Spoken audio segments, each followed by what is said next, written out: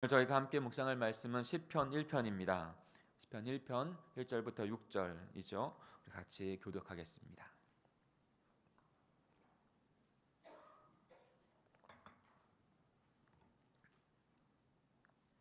시편 1편 1절부터 6절. 시편이라고 하는 것은 시로 되어져 있는 시의 언어로 하나님의 말씀이 전달되어진 것을 의미한 것이죠. 그래서 그냥 이렇게 직설적으로 읽기보다는 시적으로 이해를 해야 합니다. 제가 한 절, 여러분이 한 절, 그리고 같이 묵상하도록 하겠습니다. 1절입니다. 복 있는 사람은 악인들의 꾀를 따르지 아니하며 죄인들의 길에 서지 아니하며 오만한 자들의 자리에 앉지 아니하고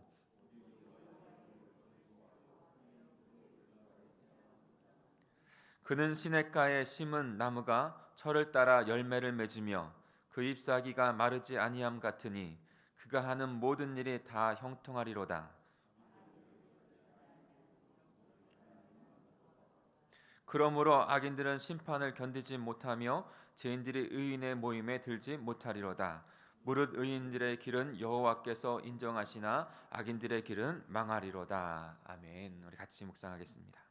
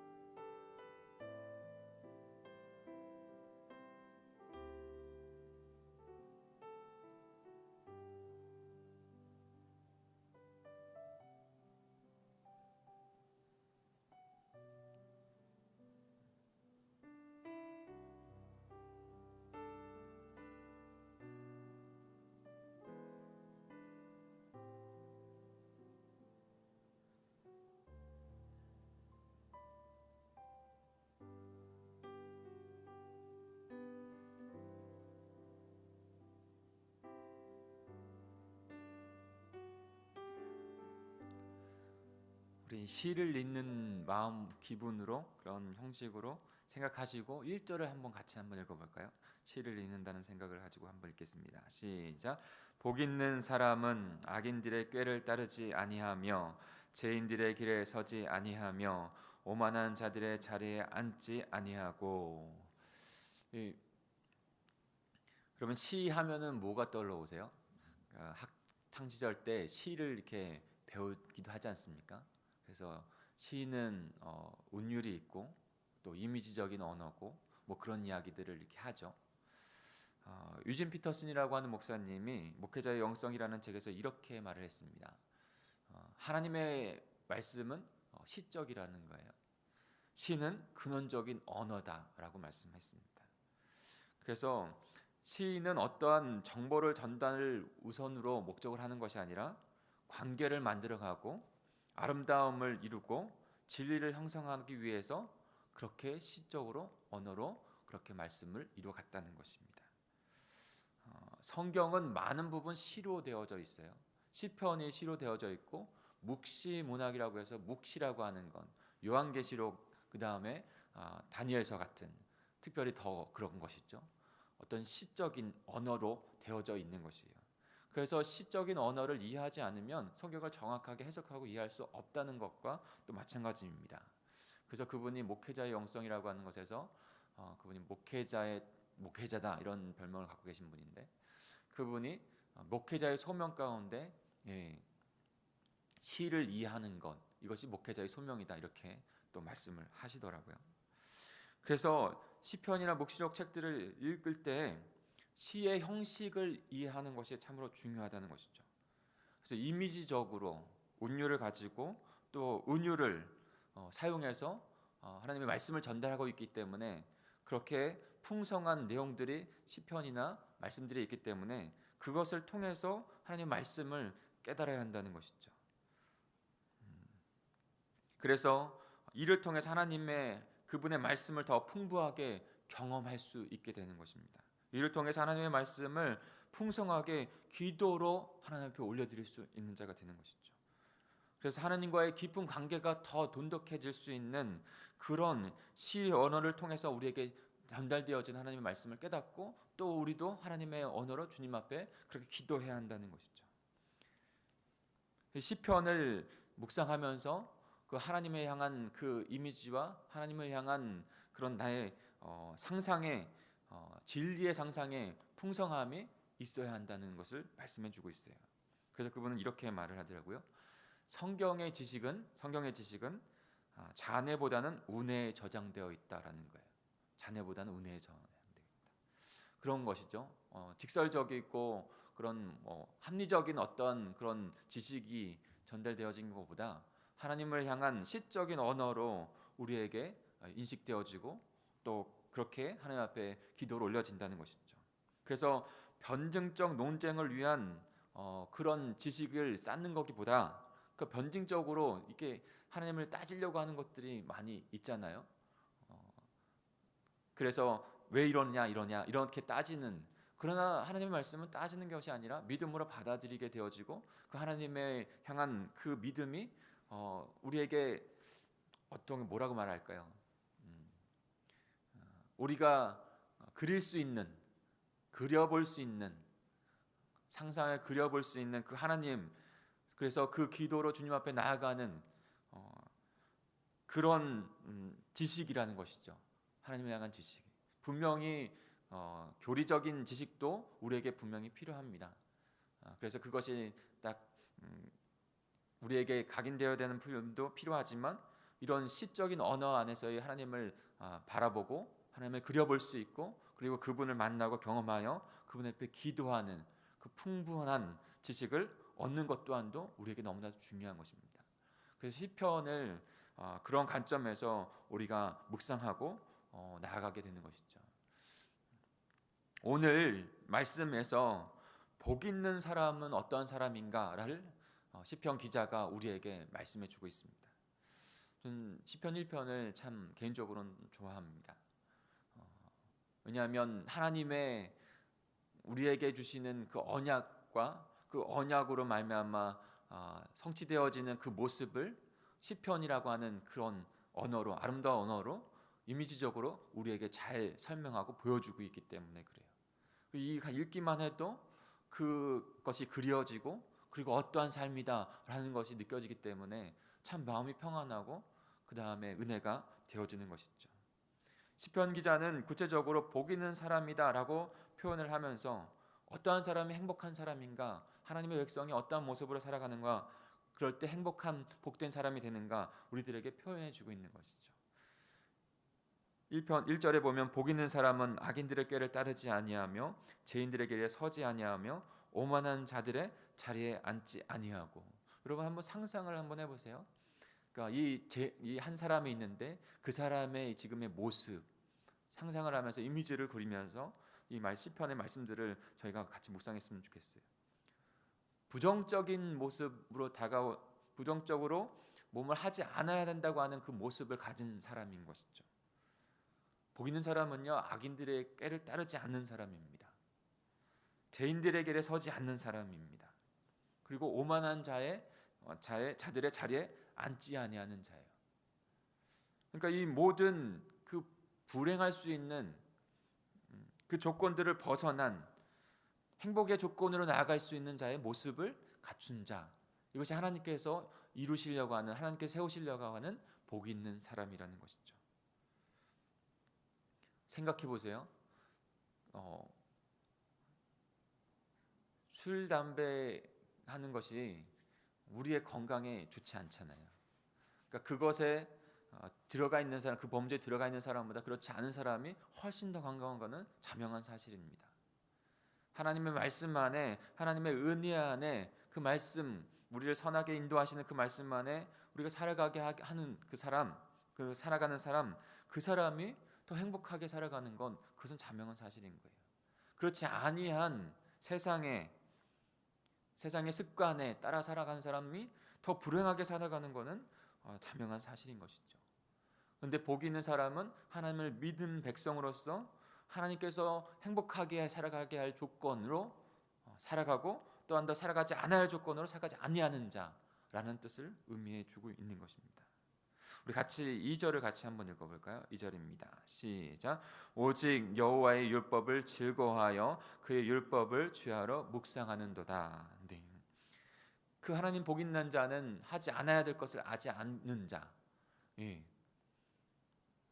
이미지적으로는 단정하고 또 언제나 여호와의 율법을 사랑하고 즐거워하며 주야로 묵상하는, 깊이 묵상하는 그런 자.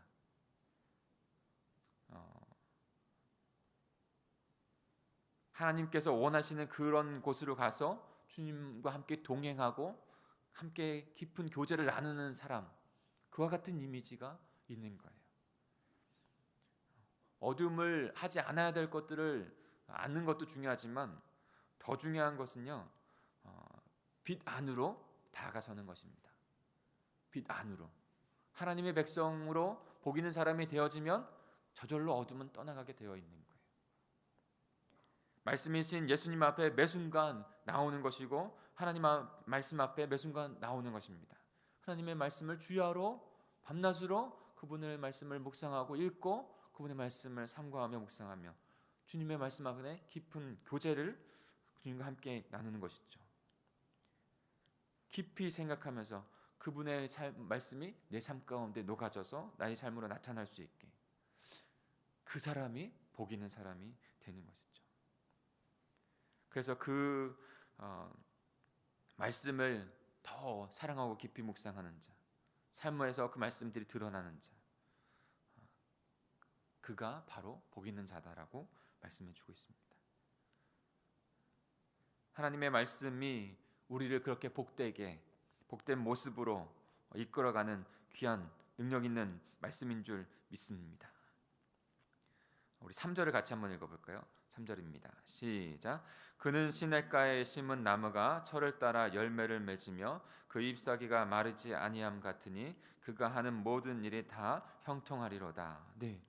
시인은 그런 축복의 사람, 복 있는 사람을 이렇게 빗대어서 지금 비유해서 말하고 있는 것이죠.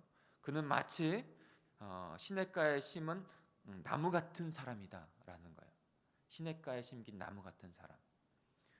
어떤 뜻을 내포하고 있습니까? 어떤 이미지를 우리에게 나타내 주려고, 뜻을 나타내 주려고 하는 것입니까?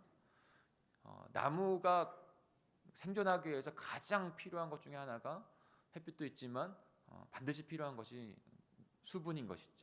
수분, 물이에요. 그래서 그 복 있는 사람을 그렇게 이미지적으로 어떤 것을 나타내 주기 위해서 이 시편 기자는 마치 그 복 있는 사람은 시냇가 옆에 언제나 그 물, 수분을 공급받을 수 있는, 그래서 항상 푸르른 열매를 맺는 그런 나무와 같다라고 말씀하고 있는 거예요. 상상을 해보세요. 시내가 있고 그 옆에 나무가 있는. 근데 그것을 빗대어서 말한 것이고 저와 여러분이 하나님 백성들을 그렇게 하나님께서 복되게 살아가게 하신다는 것이죠. 풍성한 삶을 살아가게 하신다. 철을 따라 풍성한 열매를 맺게 하신다는 것이죠. 풍성한 열매.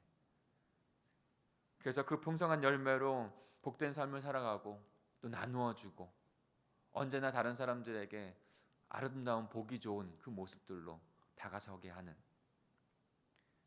풍성한 잎사귀가 마르지 않는다라고 했어요. 그 나무에 열매도 맺고 풍성한 잎사귀도 마르지 아니하고 언제나 아름다운 모습으로 주님께서 복되게 하시는 그 모습으로 살아가며 그 모습으로 다른 사람들에게 그 하나님의 아름다움을 나타내 줄 수 있는 그런 시냇가에 심겨진 나무와 같은 사람으로 우리를 삼으신다는 것입니다. 그 결과 그가 하는 일이 모든 일이 형통하게 된다라고 시편 기자는 선포해 주고 있습니다. 우리 4절부터 6절까지도 같이 읽어볼까요? 4절부터 6절입니다. 시작. 악인들은 그렇지 아니하며 오직 바람에 나는 겨와 같도다.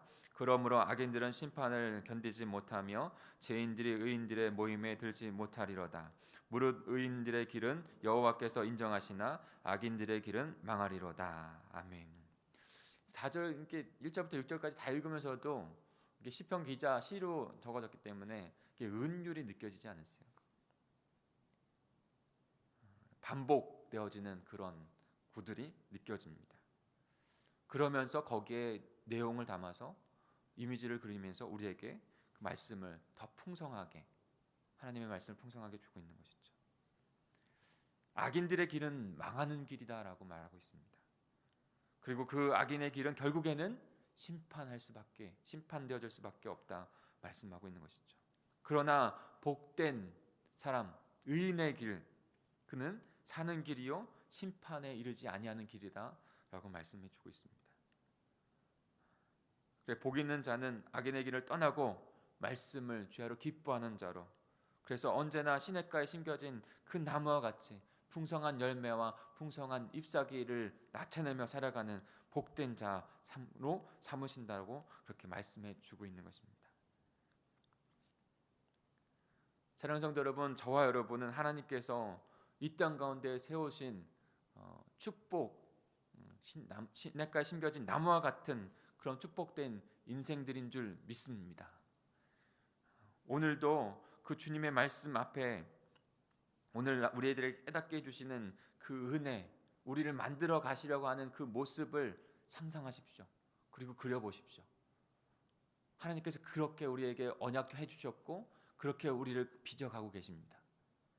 그분의 말씀을 따라 그분과 교제하면, 그분과 함께 살아가면 우리는 그 모습 그대로 빚어지고 만들어져 갈 수 있어요. 오늘도 주님의 말씀 가운데 그 모습을 그려보시고 그 말씀을 순종하며 살아가서 주님께서 복된 그런 통로로 우리를 이 땅 가운데 심으셨다는 것을 기억하시며 주님 앞에 나아가는 이 시간이 됐으면 좋겠습니다. 시편을 묵상하면서 저도 단순히 그냥 지식의 전달이 아니라 좀 이렇게 그려보려고 좀 노력을 했어요. 여러분, 오늘 시편 1편이 여러분들의 그 하루의 묵상 가운데 시적으로 다가와서 이렇게 읊조리면서 계속 묵상을 한번 해보십시오. 하나님께서 주시는 은혜가 더 풍성할 줄 믿습니다.